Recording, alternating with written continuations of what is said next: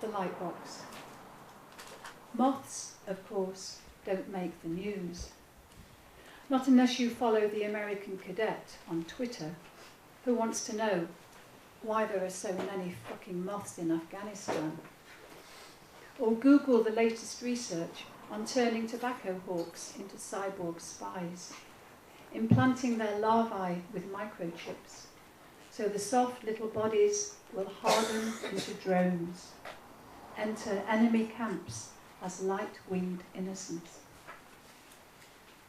But there are men near Kandahar who hand their children magnifying glasses so they can marvel at exotic marks on sphinxed moths.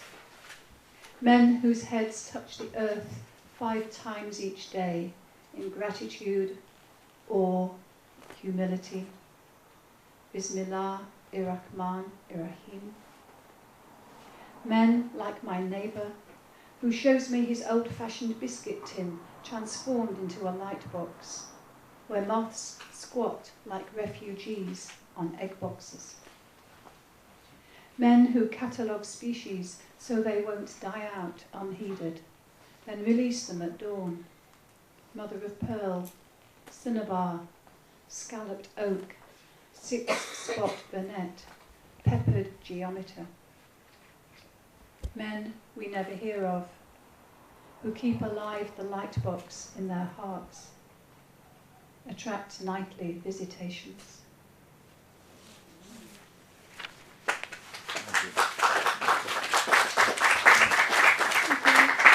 And finally, this mic's not ideal, anyway. Finally, a poem that was inspired by a painting by Stanley Spencer, the English visionary artist, who did a lot of paintings of the dead coming back to life. His vision of a perfect afterlife was a very sensuous, earthly paradise, and he envisioned the dead being reunited with their lost loved ones. So this is based on one of his paintings that was called The Resurrection Reunion, that he painted in 1945. And it's just called Resurrection. And suddenly they are streaming back from the dead, unburying themselves. Their tombstones, mere props for gossip, now the final day has come. Only this is not the last day, but the first of an eternal summer, where loss turns back into desire.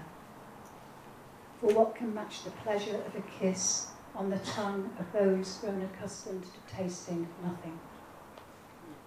Nothing more glorious for those whose senses were lost than these arms around the loved one's shoulder, the conjugal embrace, the breasts that never bruise with too much touching, the heavy angels spilling out of windows and doors to welcome them home.